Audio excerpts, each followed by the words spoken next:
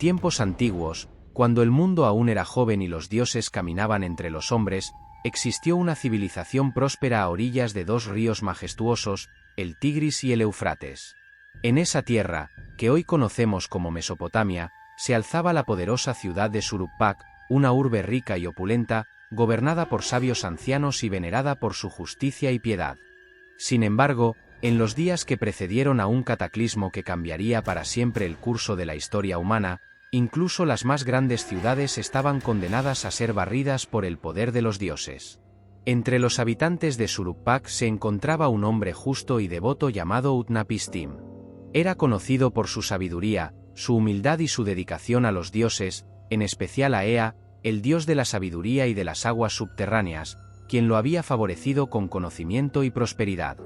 Utnapishtim vivía en paz con su esposa, y juntos gobernaban su hogar con rectitud, haciendo ofrendas a los dioses y cuidando de su pueblo con compasión y justicia. Pero a pesar de la devoción de Utnapishtim, el mundo estaba sumido en la corrupción y el pecado. Los hombres habían comenzado a olvidar las leyes sagradas y se habían entregado a la codicia, la violencia y la injusticia. La tierra estaba manchada de sangre inocente, y los dioses, desde sus tronos celestiales, observaban con creciente disgusto cómo la humanidad se alejaba de los caminos rectos. Entre todos los dioses, Enlil, el dios del viento y de la tormenta, fue el más enfurecido por la decadencia de los hombres. Enlil, en su ira, convocó un concilio de los dioses para discutir el destino de la humanidad. Propuso un castigo severo y definitivo, un diluvio gigantesco que borraría a la humanidad de la faz de la tierra, lavando los pecados de los hombres con las aguas de la destrucción. Los dioses debatieron el plan, y aunque algunos mostraron compasión por los humanos, la mayoría estaba de acuerdo en que era necesario un nuevo comienzo, un mundo purificado por el agua. Así, se decidió que el diluvio sería desatado, y la humanidad, con todas sus imperfecciones, sería destruida. Sin embargo, Ea, el dios de la sabiduría y protector de Utnapishtim, no estaba de acuerdo con la completa aniquilación de la humanidad. Sabía que entre los hombres había algunos justos, y que el castigo de los dioses debía ser proporcional y no una simple erradicación de la vida. Ea decidió actuar en secreto, buscando una forma de salvar a Utnapishtim y su familia sin desafiar abiertamente la decisión de los otros dioses. Una noche, mientras Utnapishtim dormía, Ea se le apareció en un sueño.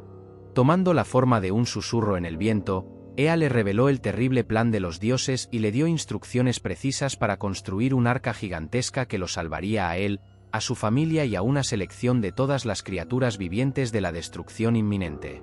Escucha bien, Utnapishtim, dijo Ea en el sueño. Toma madera de ciprés y construye un arca. Hazla fuerte y resistente, para que pueda soportar las furiosas aguas del diluvio. Asegúrate de que tenga 6 cubiertas y de que sus paredes sean altas. Sella todas las grietas con betún para que no entre el agua. Y cuando la hayas terminado, recoge en ella un par de cada criatura viviente, macho y hembra, para que puedan repoblar la tierra después de que las aguas se retiren. Lleva también a tu familia y a aquellos que te son fieles, para que juntos puedan iniciar una nueva vida en el mundo purificado. Utnapishtim despertó del sueño con un corazón lleno de temor y reverencia. Sabía que no podía ignorar el mensaje de Ea, pues era un mandato divino. Sin perder tiempo, comenzó a trabajar en la construcción del arca, siguiendo cada una de las instrucciones que Ea le había dado. Día tras día, trabajó sin descanso, reuniendo a su familia y a aquellos en quienes confiaba para que lo ayudaran en la tarea monumental. La gente de Shuruppak, al ver a Utnapishtim construyendo el arca, se burlaba de él, pues no comprendían el propósito de su obra. ¿Por qué construyes una nave tan grande en tierra firme?, preguntaban, riendo y burlándose de él. Pero Utnapishtim, sabiendo lo que estaba por venir, ignoraba sus burlas y continuaba con su trabajo, confiando en la sabiduría de Ea. Finalmente, después de muchos días de arduo trabajo, el arca estuvo completa. Utnapishtim reunió a su familia y a todos los animales en el interior del arca, tal como Ea le había ordenado. El cielo, que hasta entonces había estado despejado, comenzó a oscurecerse, y el viento empezó a soplar con una furia que nunca antes se había sentido. Los primeros truenos resonaron en la distancia, y Utnapishtim supo que el momento había llegado. En el cielo, los dioses se reunieron para desatar el diluvio. Enlil, con su poder sobre las tormentas, convocó a los vientos de todas las direcciones, y estos comenzaron a soplar con una fuerza aterradora. Las nubes se agruparon y oscurecieron el mundo, y de repente, el cielo se rasgó y la lluvia comenzó a caer. No era una lluvia normal, sino un torrente incesante, como si todo el océano se hubiera volcado sobre la tierra. Las aguas crecieron rápidamente, y la ciudad de Shuruppak, con todas sus riquezas y su gente, fue engullida por las olas. Los ríos Tigris y Éufrates se desbordaron, y toda la tierra se convirtió en un vasto mar furioso. La gente, aterrorizada, intentó buscar refugio, pero no había lugar seguro. La furia del diluvio no dejaba nada a su paso, y pronto, todo lo que los hombres habían construido fue destruido. Dentro del arca, Utnapishtim y su familia escuchaban el rugido de las aguas y los gritos de la gente en el exterior. El arca fue levantada por las aguas y comenzó a flotar, balanceándose violentamente en medio de la tormenta. Durante 7 días y 7 noches, las lluvias continuaron sin cesar, y el arca fue llevada por las corrientes a través del vasto mar que ahora cubría la tierra. Finalmente, al 8º día, la tormenta comenzó a amainar. Las lluvias cesaron, y el viento se calmó. Utnapishtim y su familia, exhaustos pero agradecidos de estar vivos, miraron al cielo y vieron que las nubes comenzaban a dispersarse.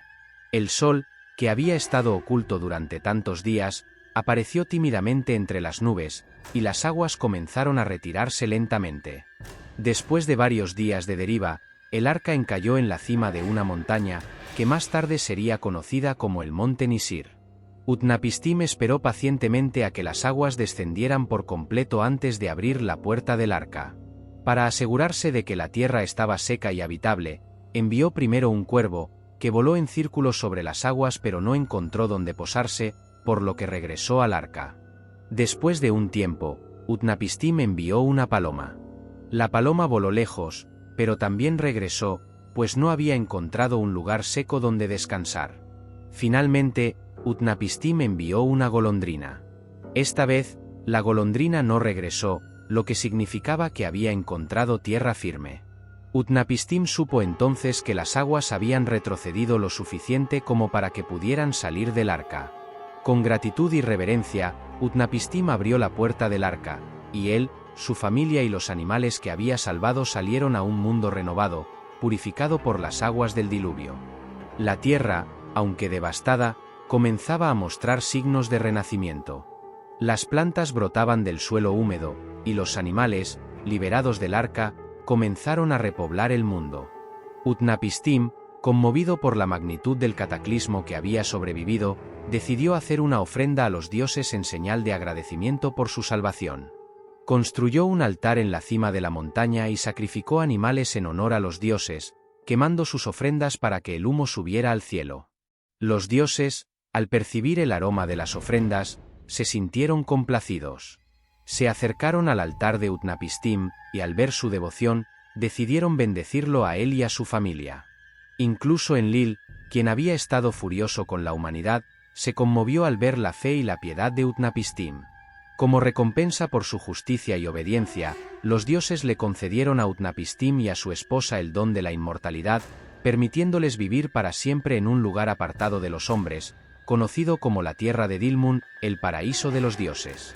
Así, Utnapishtim se convirtió en uno de los pocos mortales en alcanzar la inmortalidad, viviendo eternamente en paz junto a su esposa. Su historia se transmitió a lo largo de los siglos, llegando a formar parte del gran poema épico de Gilgamesh, donde se narra cómo el héroe Gilgamesh, en su búsqueda de la inmortalidad, viaja hasta la tierra de Dilmun para encontrar a Utnapishtim y aprender el secreto de la vida eterna. Cuando Gilgamesh llegó a la tierra de Dilmun y encontró a Utnapishtim, el sabio le contó su historia, revelándole cómo había sobrevivido al gran diluvio y cómo había sido bendecido por los dioses con la inmortalidad. Sin embargo, Utnapishtim también le explicó que la inmortalidad no era algo que los dioses otorgaran a la ligera, y que el verdadero secreto de la vida no estaba en vivir para siempre, sino en vivir con sabiduría y en paz. Gilgamesh, aunque no pudo obtener la inmortalidad que buscaba, regresó a su tierra natal con un nuevo entendimiento de la vida y la muerte, llevando consigo la sabiduría de Utnapishtim. La historia de Utnapishtim, como la de Gilgamesh, se convirtió en un recordatorio de que, aunque la vida es efímera, el legado de nuestras acciones perdura a través del tiempo, y que la verdadera inmortalidad se encuentra en cómo vivimos y en cómo somos recordados. Así, la leyenda de Utnapishtim se preservó a través de los siglos, no solo como un relato de un gran diluvio, sino como una historia de esperanza, fe y redención.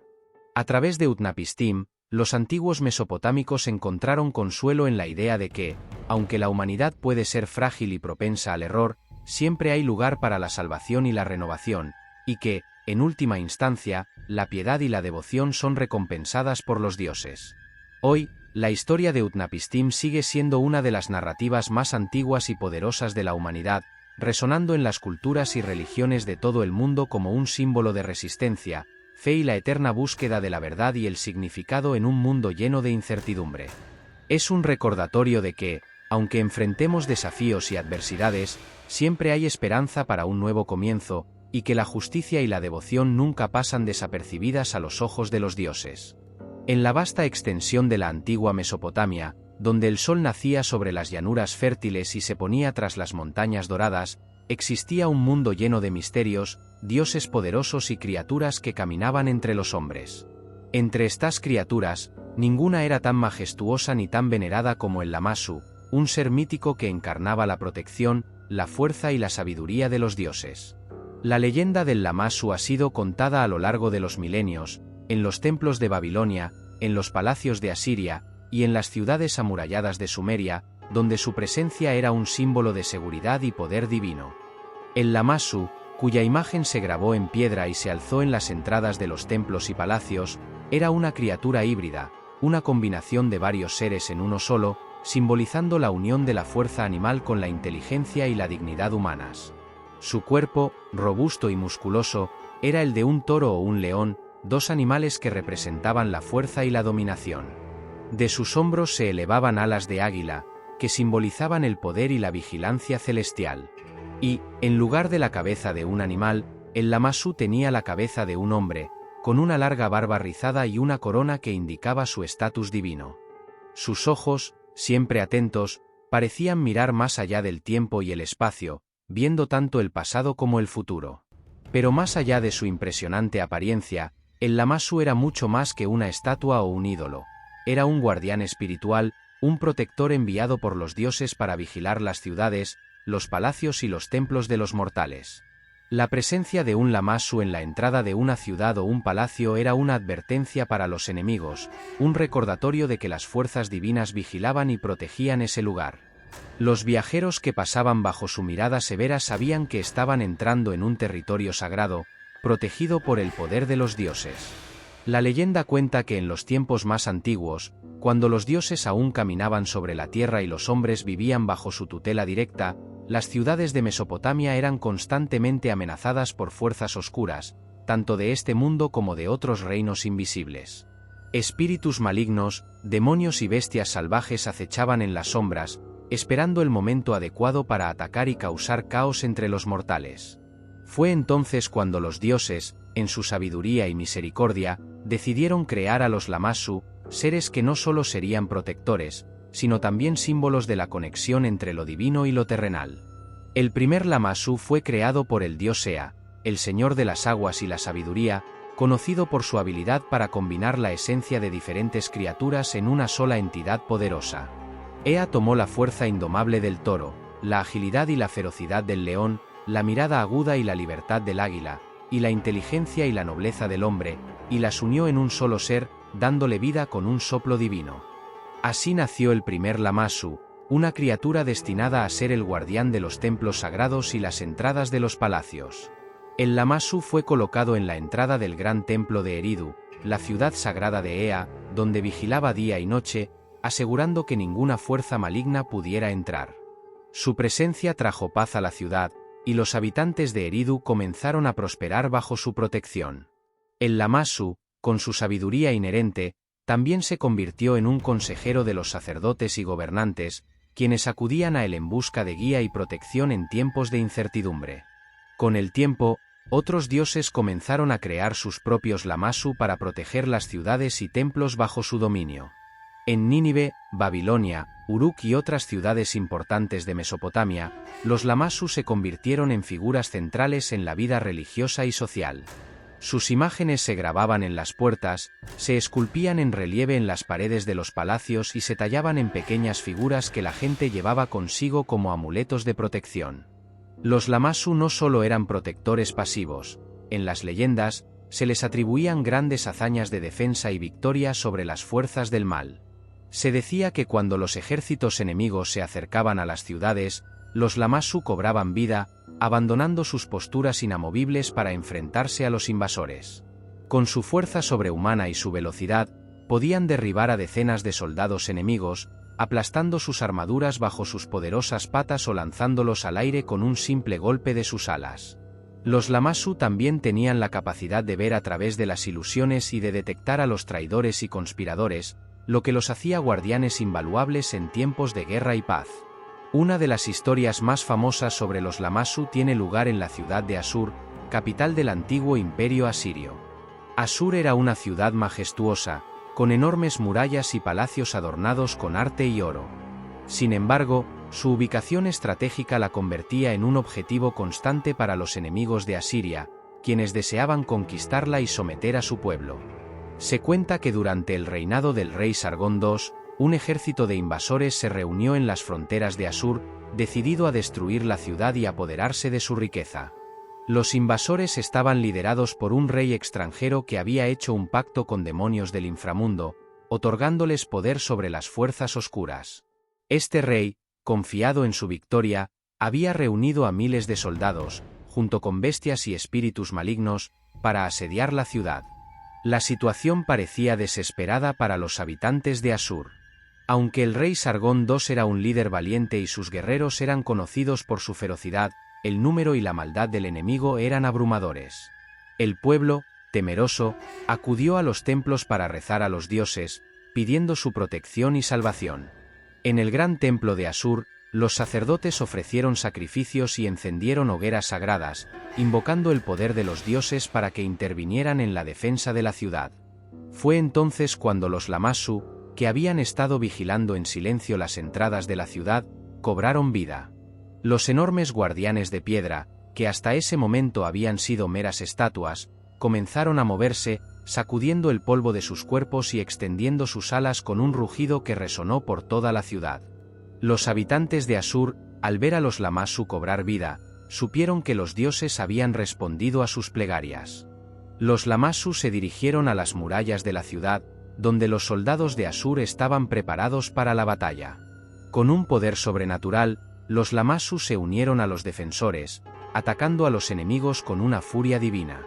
Sus garras afiladas cortaban a través de la carne y el metal, y sus alas levantaban torbellinos de polvo y arena que cegaban a los invasores. Los espíritus malignos que acompañaban al ejército enemigo no podían resistir la presencia sagrada de los Lamassu y fueron expulsados o destruidos por su poder. El rey extranjero, al ver cómo su ejército era diezmado por estas criaturas míticas, intentó huir, pero un Lamassu, el más grande de todos, lo alcanzó antes de que pudiera escapar. Con un rugido que sacudió la tierra, el Lamassu derribó al rey, terminando con su vida y rompiendo el pacto oscuro que había hecho con los demonios. Sin su líder y sin las fuerzas oscuras para apoyarlos, los invasores cayeron en desorden y fueron completamente derrotados. La victoria de Asur fue celebrada por todo el imperio asirio. El rey Sargón II ordenó que se construyeran nuevos templos en honor a los dioses y que se esculpieran más Lamassu para proteger la ciudad. Se levantaron monumentos que relataban la hazaña de los Lamassu en la batalla, y su imagen se convirtió en un símbolo de la invencibilidad de Asur. Pero la leyenda de los Lamassu no se limita solo a sus hazañas en la defensa de las ciudades. También se cuenta que los Lamassu tenían la capacidad de comunicarse con los dioses y de transmitir sus mensajes a los mortales. Eran vistos como intermediarios entre los hombres y los dioses, y sus consejos eran considerados de gran valor. Los reyes y los sacerdotes a menudo consultaban a los Lamassu en busca de orientación sobre asuntos importantes, como la guerra, la justicia y la construcción de templos. Se dice que un día, el rey Nabucodonosor II, durante la construcción de los jardines colgantes de Babilonia, una de las maravillas del mundo antiguo, se enfrentó a un dilema sobre cómo asegurarse de que los jardines fueran verdaderamente dignos de los dioses. Preocupado por la perfección de su obra y por cómo sería vista por las generaciones futuras, Nabucodonosor fue al gran Lamassu que custodiaba la entrada del palacio y le pidió consejo. El Lamassu, sabio y con conocimiento que se extendía más allá de lo terrenal, le habló al rey en un sueño, revelándole que la verdadera grandeza de los jardines colgantes no residiría en su tamaño o en su esplendor, sino en su capacidad para inspirar a la gente a conectarse con la naturaleza y con lo divino. Haz que tus jardines sean un reflejo del paraíso, dijo el Lamassu en el sueño del rey, donde cada planta, cada árbol y cada flor sea un tributo a los dioses, y donde las aguas que fluyan por sus canales sean una bendición para todos los que las contemplen. Nabucodonosor II, inspirado por el consejo del Lamassu, ordenó que se trajeran plantas y árboles de todas partes del mundo conocido para poblar los jardines, y que se construyeran canales y acueductos que llevaran agua fresca desde el Éufrates hasta cada rincón de los jardines. Los jardines colgantes de Babilonia se convirtieron no solo en una muestra de la riqueza y el poder de Babilonia, sino también en un lugar sagrado, donde la gente podía encontrar paz y conexión espiritual. Los Lamassu continuaron siendo venerados a lo largo de los siglos, incluso cuando los imperios que los habían creado comenzaron a desmoronarse. Con el tiempo, sus imágenes fueron llevadas a otras culturas y civilizaciones, donde su leyenda fue reinterpretada y adaptada. En algunas tradiciones, los Lamassu fueron vistos como ángeles guardianes, mientras que en otras se les consideraba protectores de los conocimientos secretos y los tesoros escondidos. A pesar de los cambios en el tiempo y el espacio, la esencia del Lamassu como protector y guardián sagrado permaneció constante. Su figura, imponente y majestuosa, sigue siendo un símbolo de la capacidad de los seres humanos para invocar la protección divina y para encontrar fuerza en la sabiduría y el poder de lo que es sagrado.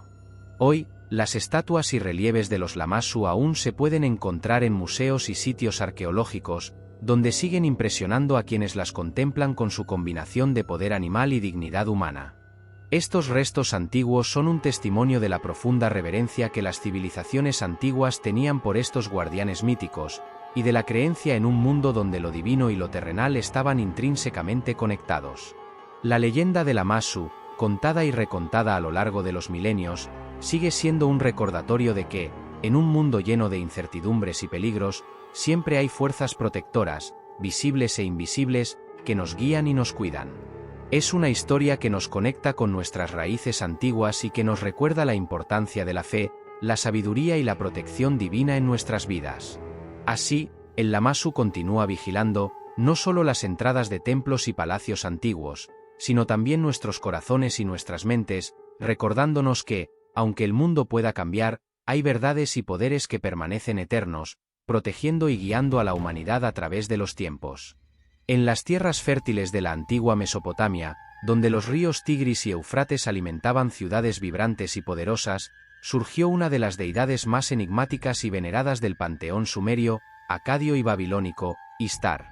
Conocida también como Inanna en Sumeria, Istar era la diosa del amor, la guerra, la fertilidad y la sexualidad, una figura compleja y multifacética cuyo poder se extendía tanto sobre los cielos como sobre la tierra. La leyenda de Istar es una de las más ricas y fascinantes de la mitología mesopotámica, llena de pasiones, conflictos y desafíos que reflejan los aspectos contradictorios de la vida misma. Istar no era solo una diosa del amor en el sentido romántico, sino también una fuerza indomable de deseo y poder, capaz de traer tanto la vida como la muerte. Ella era la patrona de las prostitutas sagradas y los amantes, y al mismo tiempo, la destructora de aquellos que se atrevían a desafiarla. En los templos dedicados a Istar, las sacerdotisas servían como representantes de su divinidad, y los rituales celebraban tanto la fertilidad como la destrucción, en un ciclo continuo de creación y disolución. La historia de Istar comienza en los altos cielos, donde residía entre los dioses, pero también abarca los abismos más oscuros del inframundo. Una de las leyendas más conocidas sobre Istar es la de su descenso al inframundo, un viaje que revelaría tanto su poder como su vulnerabilidad, y que cambiaría para siempre el destino de los dioses y los hombres. En tiempos antiguos, el mundo estaba dividido en tres reinos: el cielo, gobernado por los grandes dioses como Anu y Enlil; la tierra, donde los humanos vivían bajo la protección y el capricho de los dioses; y el inframundo, un lugar sombrío y temible donde residían las almas de los muertos, gobernado por Ereshkigal, la oscura y misteriosa hermana de Ishtar. Ishtar, insatisfecha con su dominio sobre el cielo y la tierra, decidió un día que también deseaba conquistar el inframundo. Motivada tanto por la ambición como por un deseo insaciable de poder, Ishtar preparó su viaje al reino de los muertos, un lugar del que ningún ser vivo había regresado jamás. La decisión de Ishtar de descender al inframundo fue vista con temor por los otros dioses, quienes sabían que el equilibrio entre la vida y la muerte dependía de que los dos mundos permanecieran separados. Pero Ishtar, en su arrogancia y determinación, no escuchó las advertencias. Antes de partir, Ishtar se vistió con sus más preciosas joyas y símbolos de poder, la corona dorada que representaba su soberanía, el collar de lapislázuli que simbolizaba su belleza, brazaletes y anillos que mostraban su riqueza, y el cinturón dorado que era un emblema de su fuerza. Cada pieza de su atuendo era una manifestación de su poder divino, y con ellas, se sintió invencible. Ishtar se dirigió a las puertas del inframundo, que estaban custodiadas por Namtar, el temible guardián del reino de los muertos. Cuando Ishtar exigió ser admitida, Namtar, siguiendo las órdenes de Ereshkigal, permitió su entrada, pero solo bajo una condición: en cada una de las 7 puertas que conducían al corazón del inframundo, Ishtar debía dejar una parte de sus vestimentas y adornos. A medida que descendía, Ishtar fue despojándose, una por una, de sus joyas y símbolos de poder, hasta que llegó desnuda y despojada de todo al trono de Ereshkigal. En ese momento, Ishtar se dio cuenta de su error. Despojada de su poder, se encontraba a merced de su hermana, quien la recibió con frialdad. Ereshkigal, resentida por la arrogancia de Ishtar y por su propio destino en el reino de las sombras, decidió castigarla. Ishtar fue encarcelada en el inframundo, y su ausencia tuvo consecuencias catastróficas para el mundo de los vivos. Con Ishtar atrapada en el inframundo, la fertilidad de la tierra se detuvo. Las plantas dejaron de crecer, los animales dejaron de reproducirse, y el amor y el deseo se desvanecieron de los corazones de los hombres. El mundo cayó en un estado de desolación, y los dioses superiores, preocupados por la supervivencia de la creación, se dieron cuenta de que debían actuar para liberar a Ishtar. Fue entonces cuando Enki, el dios de la sabiduría y el agua, ideó un plan para rescatar a Ishtar. Enki creó 2 seres andróginos llamados Kurgarra y Galatur, que no pertenecían ni al mundo de los vivos ni al de los muertos, y por lo tanto, podían moverse entre ambos reinos. Les dio instrucciones precisas para que se infiltraran en el inframundo y persuadieran a Ereshkigal para que liberara a su hermana. Los Kurgarra y Galatur descendieron al inframundo y encontraron a Ereshkigal, quien estaba sufriendo dolores terribles, como si estuviera en proceso de dar a luz. Los 2 seres comenzaron a consolarla, repitiendo sus lamentos y mostrándole compasión. Ereshkigal, conmovida por su empatía, les ofreció una recompensa por su bondad. Los Kurgarra y Galatur pidieron que Ishtar fuera liberada. Aunque inicialmente renuente, Ereshkigal finalmente accedió a liberar a Ishtar. Pero antes de permitirle partir, impuso una condición: alguien debía ocupar su lugar en el inframundo. Ishtar, consciente de que su libertad significaba la condena de otro, aceptó la condición y regresó al mundo de los vivos. Cuando Ishtar emergió del inframundo, la vida comenzó a florecer nuevamente. Las plantas brotaron, los animales volvieron a reproducirse, y el amor y el deseo regresaron a los corazones de los hombres. Pero Ishtar no había olvidado la condición impuesta por su hermana. Al regresar a su palacio, encontró a su amante, Dumuzi, el pastor, celebrando en su ausencia, como si su desaparición no hubiera tenido ninguna importancia. Enfurecida por la aparente indiferencia de Dumuzi, Ishtar lo eligió para ocupar su lugar en el inframundo. Los demonios enviados por Ereshkigal se apoderaron de Dumuzi y lo arrastraron al reino de las sombras, donde fue condenado a permanecer para siempre. Sin embargo, la hermana de Dumuzi, Gestinanna, intervino y suplicó a Ishtar que liberara a su hermano. Ishtar, conmovida por la devoción de Gestinanna, hizo un acuerdo: Dumuzi pasaría solo la mitad del año en el inframundo, mientras que la otra mitad la pasaría en el mundo de los vivos, permitiendo así el ciclo de las estaciones y simbolizando la muerte y el renacimiento. Este mito del descenso de Istar al inframundo y el destino de Dumuzi se convirtió en una poderosa alegoría del ciclo de la vida y la muerte, así como de la dualidad de la naturaleza de Istar, la diosa del amor y la fertilidad, pero también de la guerra y la destrucción. A través de su viaje, Istar demostró que el poder no era solo una cuestión de fuerza, sino también de sacrificio y comprensión de las profundas verdades de la existencia. Pero la leyenda de Istar no se limita solo a su descenso al inframundo. Su papel como diosa de la guerra también está lleno de historias de poder y conflicto. Se cuenta que Istar, en su aspecto guerrero, lideró innumerables batallas y que sus gritos de guerra resonaban en los campos de batalla, infundiendo valor en sus seguidores y temor en sus enemigos. Era conocida por su furia en la batalla y por la protección que ofrecía a los reyes y guerreros que le rendían homenaje. Uno de los mitos más conocidos relacionados con Istar y la guerra es el de su relación con el héroe Gilgamesh. Istar, fascinada por la fuerza y la valentía de Gilgamesh, le propuso matrimonio, prometiéndole grandes riquezas y poder si se convertía en su esposo. Sin embargo, Gilgamesh, consciente del destino trágico que habían sufrido los anteriores amantes de Istar, la rechazó, recordándole cómo había destruido a aquellos que habían caído bajo su encanto, como Tammuz, otra versión de Dumuzi, el pájaro Alayu y el león. Ofendida por el rechazo de Gilgamesh, Istar ascendió al cielo en busca de su padre, Anu, y le pidió que enviara al toro del cielo para castigar a Gilgamesh y a su ciudad, Uruk. Anu, aunque inicialmente reacio, finalmente cedió a la petición de su hija y desató al toro del cielo sobre la tierra. El toro causó gran destrucción en Uruk, pero Gilgamesh, con la ayuda de su amigo Enkidu, logró derrotar a la bestia. La muerte del toro del cielo enfureció aún más a Istar, quien maldijo a Gilgamesh y a Enkidu.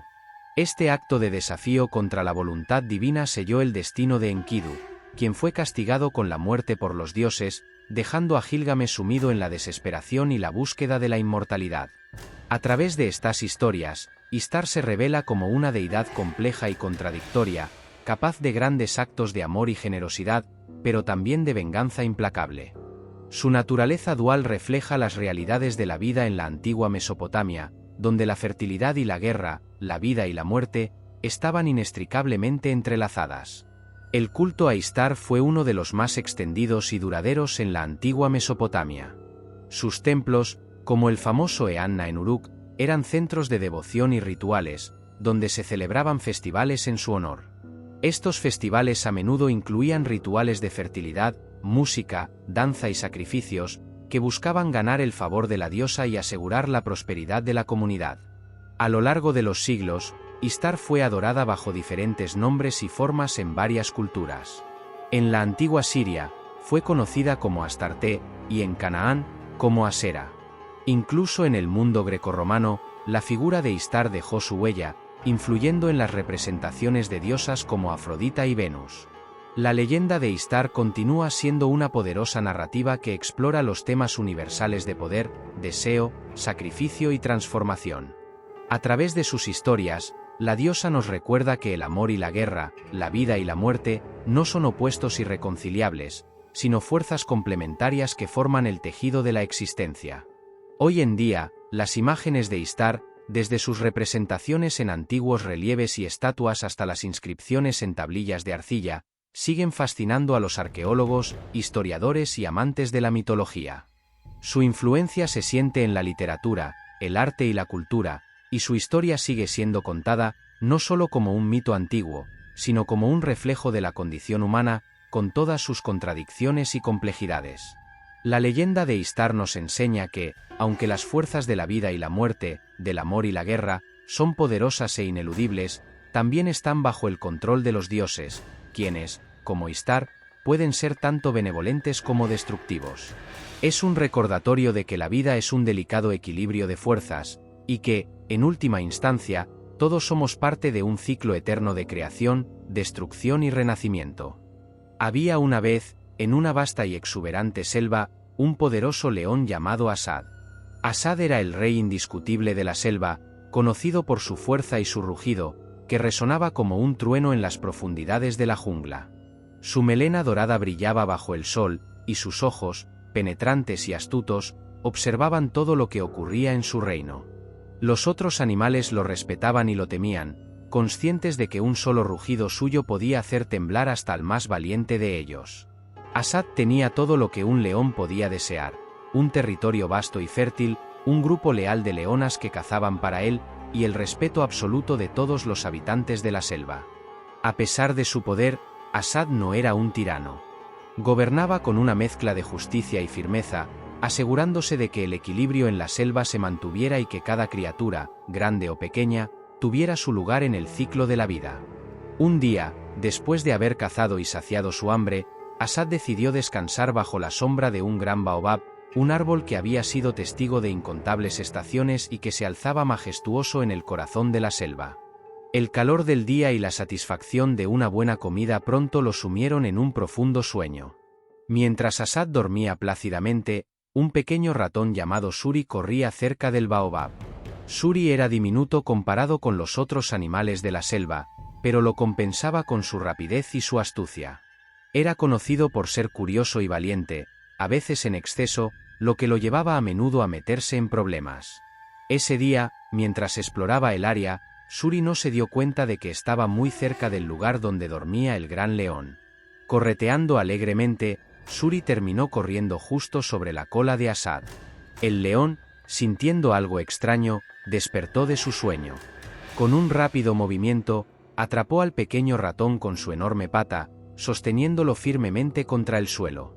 ¿Quién se atreve a perturbar mi descanso?, rugió Asad, su voz profunda y temible resonando en los alrededores. Suri, temblando de miedo, levantó la mirada hacia el enorme león que lo tenía prisionero.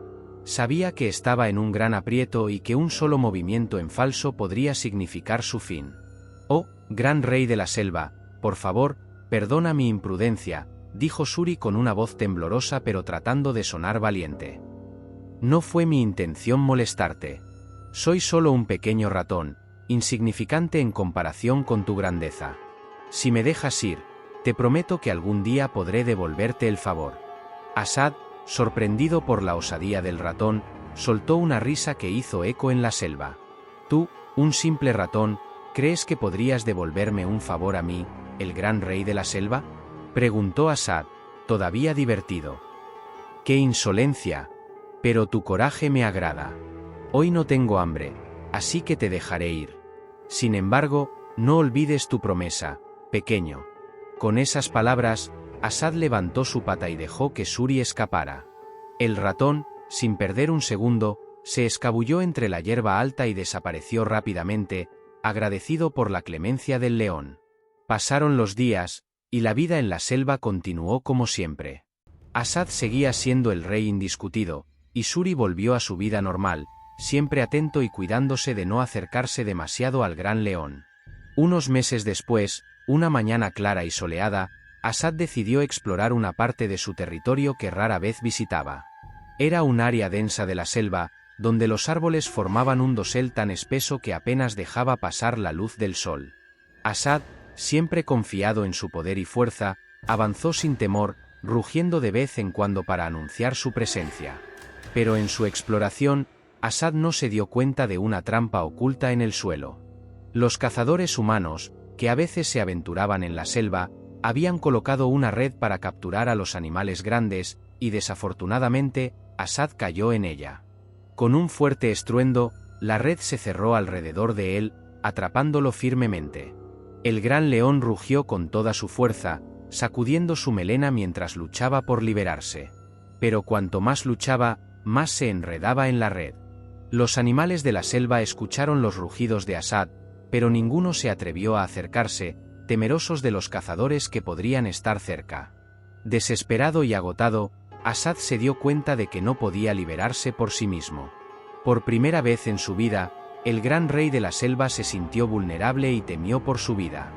En ese momento, Suri, el pequeño ratón, que estaba cerca buscando comida, escuchó los rugidos de Asad. Reconociendo la voz del león que una vez le perdonó la vida, Suri corrió hacia el sonido. Cuando llegó y vio a Asad atrapado en la red, supo que tenía que hacer algo. Sin perder tiempo, Suri se acercó a la red y comenzó a morderla con sus afilados dientes. Aunque era pequeño, Sus dientes eran lo suficientemente fuertes para cortar las cuerdas que mantenían atrapado al león. Trabajó rápidamente, moviéndose de un lado a otro, cortando una cuerda tras otra. Asad, que había dejado de luchar, observaba con asombro cómo el pequeño ratón, al que había considerado insignificante, estaba trabajando para liberarlo. A medida que Shuri mordía las cuerdas, la red comenzó a aflojarse, y finalmente, con un último esfuerzo, Asad pudo liberarse. El gran león se levantó, sacudiéndose la red que lo había aprisionado, y miró al pequeño ratón con gratitud y admiración. «Has cumplido tu promesa, pequeño», dijo Asad, con una voz que ya no era de temor ni de arrogancia, sino de respeto. «Hoy me has enseñado una valiosa lección. Nunca volveré a subestimar a nadie, por pequeño o débil que parezca». Shuri, humildemente, inclinó su cabeza ante el león. «Fue un honor poder ayudarte, gran rey.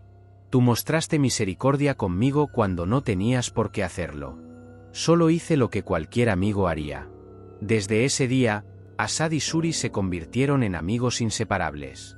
El poderoso león aprendió a respetar la valentía y la inteligencia de los más pequeños, y Shuri, a su vez, encontró en Asad un protector y un aliado.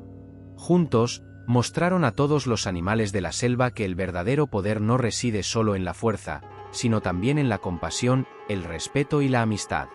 La historia de Asad y Shuri se difundió por toda la selva y más allá, convirtiéndose en una leyenda que recordaba a todos, grandes y pequeños, que cada ser tiene su propio valor y que incluso el más poderoso puede necesitar la ayuda del más humilde. Los años pasaron, y aunque Asad envejeció y su melena se volvió gris, siempre fue recordado como el león que aprendió una lección de humildad gracias a un pequeño ratón. Y así, en la vasta selva donde el ciclo de la vida continuaba sin cesar, la leyenda de Asad y Shuri vivió en la memoria de todos los animales, un recordatorio eterno de que la verdadera grandeza reside en el corazón y en la capacidad de valorar a los demás, independientemente de su tamaño o fuerza. En tiempos antiguos, cuando los reyes gobernaban vastos imperios y los dioses caminaban entre los hombres, había un reino en el extremo sur de la península arábiga que era famoso por su riqueza, su sabiduría y su belleza. Este reino era Sabá, una tierra próspera que se extendía desde las montañas hasta el mar, conocida por sus lujosos palacios, sus fragantes jardines y sus interminables caravanas de incienso y mirra. Gobernando este reino estaba una mujer de incomparable inteligencia, belleza y poder, la legendaria reina de Sabá. El nombre de esta reina se ha perdido en las brumas del tiempo, y a lo largo de los siglos ha sido conocida por diferentes nombres: Maqueda, Bilis, o simplemente la reina de Sabá. Sin embargo, lo que es indiscutible es su grandeza y la fascinación que su figura ha ejercido sobre generaciones enteras. Su historia ha sido contada y recontada en diferentes culturas, desde la Biblia hasta el Corán, pasando por las leyendas etíopes y las tradiciones judías. Pero todos coinciden en un hecho: la reina de Sabá era una mujer fuera de lo común, cuya sabiduría la llevó a buscar la verdad más allá de las fronteras de su propio reino. La leyenda de la reina de Sabá comienza en su magnífico palacio en Marib, la capital de su reino. Marib era una ciudad vibrante, llena de mercados que se extendían por las calles, donde se intercambiaban especias, telas, piedras preciosas y, por supuesto, el incienso y la mirra, los tesoros más valiosos de Sabá. Los jardines del palacio de la reina estaban llenos de flores exóticas y árboles frutales, y desde sus terrazas se podía ver el horizonte teñido por los colores del desierto al amanecer y al atardecer. La reina de Sabá era conocida no solo por su belleza y elegancia, sino también por su mente inquisitiva y su sed de conocimiento. Había gobernado su reino con justicia y prosperidad, asegurando la lealtad de sus súbditos y la admiración de los reyes vecinos. Pero había una pregunta que inquietaba su mente, una duda que no la dejaba descansar en paz. ¿Quién era el hombre más sabio de la tierra? Los rumores que llegaban a Sabá hablaban de un rey lejano en Jerusalén, un hombre cuyo nombre era sinónimo de sabiduría: el rey Salomón. Se decía que Salomón podía hablar con los animales, que entendía los secretos de la naturaleza y que gobernaba con una sabiduría tan profunda que incluso los reyes de tierras lejanas enviaban emisarios para buscar su consejo. Fascinada por estos relatos, la reina de Sabá decidió que debía conocer a este rey por sí misma. Quería desafiar su sabiduría, pero también aprender de él, si es que en verdad era tan sabio como decían. Así que la reina de Sabá convocó a sus consejeros más cercanos y anunció su decisión de viajar a Jerusalén. El viaje no sería fácil. Aunque Sabá era un reino rico y poderoso, Jerusalén estaba a cientos de millas de distancia, a través de desiertos áridos y montañas traicioneras. Pero la reina estaba decidida. Ordenó que se preparara una caravana, la más grandiosa que jamás se hubiera visto, cargada de regalos para Salomón: oro, especias, incienso, mirra y piedras preciosas.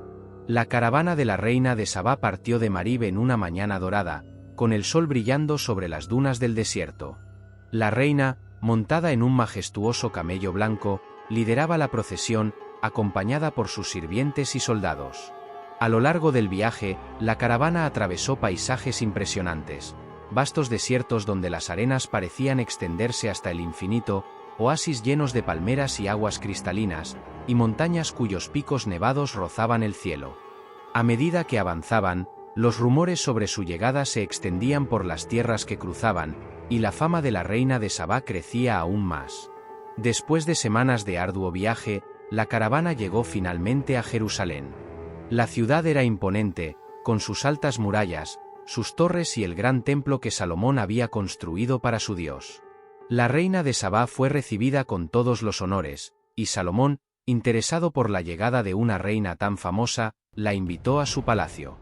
El encuentro entre la reina de Sabá y el rey Salomón es uno de los momentos más legendarios de la historia antigua. Salomón la recibió en su sala del trono, un salón magnífico adornado con cedro del Líbano y decorado con oro y marfil. El rey, con su corona resplandeciente, se levantó para saludar a la reina. Ambos gobernantes se miraron con respeto y admiración mutua, sabiendo que estaban en presencia de alguien igual en poder e inteligencia. La reina de Sabá no perdió tiempo en poner a prueba la sabiduría de Salomón. Le planteó una serie de enigmas y preguntas, algunos tan complicados que habrían confundido a los más sabios de los sabios. Sin embargo, Salomón respondió a cada una de sus preguntas con facilidad, desentrañando los enigmas como si fueran juegos de niños. A medida que avanzaba la conversación, la reina de Sabá quedó impresionada no solo por la inteligencia de Salomón, sino también por su humildad y su comprensión profunda de la vida y la naturaleza. Durante los días que siguieron, la reina de Sabá y el rey Salomón discutieron sobre una amplia variedad de temas: la naturaleza del poder, la justicia, la importancia de gobernar con compasión y los misterios del universo. Salomón le mostró a la reina su templo y los tesoros de Jerusalén, y la reina de Sabá, a su vez, le presentó los regalos que había traído desde su tierra. Pero el intercambio no se limitó solo a palabras y objetos materiales. Se dice que en su tiempo juntos, los dos monarcas también compartieron secretos espirituales, conocimientos antiguos y sabiduría mística. La reina de Sabá, que había llegado a Jerusalén con el deseo de desafiar a Salomón, descubrió que también tenía mucho que aprender de él. Y Salomón, que había conocido a muchos gobernantes y sabios, encontró en la reina de Sabá a alguien que igualaba su propia inteligencia y comprensión. El encuentro entre la reina de Sabá y el rey Salomón no solo fue un intercambio de conocimientos y regalos, sino también una profunda conexión entre dos almas que compartían un entendimiento del mundo que iba más allá de lo mundano. Se cuenta que Salomón le mostró a la reina de Sabá un anillo que tenía inscrito un antiguo proverbio: «Esto también pasará». Cuando la reina le preguntó qué significaba, Salomón le explicó que el anillo era un recordatorio de que todo en la vida, tanto lo bueno como lo malo, es transitorio. Esta enseñanza resonó profundamente en la reina de Sabá, quien comprendió que, aunque ambos gobernaban con gran poder, ese poder era solo una parte temporal de su existencia. El tiempo que la reina de Sabá pasó en Jerusalén fue un periodo de aprendizaje y crecimiento para ambos monarcas. Sin embargo, como todas las cosas, su visita llegó a su fin. La reina de Sabá decidió que era hora de regresar a su reino, llevando consigo no solo las respuestas a sus preguntas, sino también un profundo respeto por el rey Salomón y su sabiduría. Antes de partir, Salomón y la reina de Sabá se despidieron con gran afecto y respeto mutuo. Se dice que Salomón le dio a la reina un anillo, como símbolo de su amistad y de la sabiduría compartida entre ellos. La reina de Sabá, a su vez, le prometió que su alianza duraría para siempre, y que los lazos entre sus reinos nunca se romperían. La caravana de la reina de Sabá partió de Jerusalén con el primer resplandor del amanecer, y mientras la reina se alejaba, miró hacia atrás una última vez para ver la ciudad que tanto le había enseñado. El viaje de regreso fue largo, pero la reina de Sabá llevaba en su corazón el conocimiento y las enseñanzas que había recibido de Salomón. Cuando la reina de Sabá regresó a Marib, fue recibida con gran celebración por su pueblo. Sin embargo, la reina ya no era la misma. Había cambiado, enriquecida no solo por los tesoros que traía, sino por la sabiduría que había adquirido.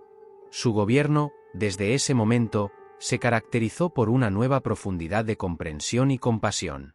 Aplicó las enseñanzas de Salomón en su propio reino, promoviendo la justicia y la prosperidad, y asegurándose de que su pueblo viviera en paz y armonía. La leyenda de la reina de Sabá y su encuentro con el rey Salomón se extendió por todo el mundo antiguo, llegando a ser una de las historias más contadas y veneradas en diferentes culturas. En Etiopía, se dice que la reina de Sabá y Salomón tuvieron un hijo, Menelik, quien se convirtió en el primer emperador de Etiopía y fundador de la dinastía salomónica, que gobernó el país durante siglos. En la tradición islámica, la reina de Sabá es conocida como Bilis, y su historia es narrada en el Corán, donde se destaca su inteligencia y su eventual conversión al monoteísmo tras su encuentro con Salomón. En la Biblia, su visita a Salomón es vista como un reconocimiento de la sabiduría divina otorgada al rey por Dios. Pero más allá de las diferentes interpretaciones y adaptaciones de su historia, la figura de la reina de Sabá sigue siendo un símbolo de poder, sabiduría y la búsqueda incesante del conocimiento. Su viaje a Jerusalén no fue solo un acto de diplomacia o curiosidad, sino una búsqueda espiritual, una travesía para encontrar la verdad y la sabiduría en un mundo lleno de incertidumbre. Hoy en día, la reina de Sabá sigue siendo una figura fascinante y misteriosa, cuya historia inspira a aquellos que buscan el conocimiento y la verdad más allá de las fronteras de lo conocido. Su legado perdura en las leyendas, los textos sagrados y las tradiciones de varias culturas, recordándonos que el verdadero poder no reside solo en el dominio sobre otros, sino en la capacidad de aprender, de comprender y de aplicar la sabiduría en la vida. Así, la leyenda de la reina de Sabá continúa, una historia eterna de una reina que viajó lejos de su hogar para encontrar no solo respuestas, sino también una parte esencial de sí misma. Es un recordatorio de que la búsqueda del conocimiento y la sabiduría es un viaje que nunca termina, y que, en ese viaje, encontramos el verdadero significado de la grandeza y la eternidad. ¿Y tú? ¿Qué te parecieron las leyendas del vídeo de hoy? Deja tu opinión en los comentarios.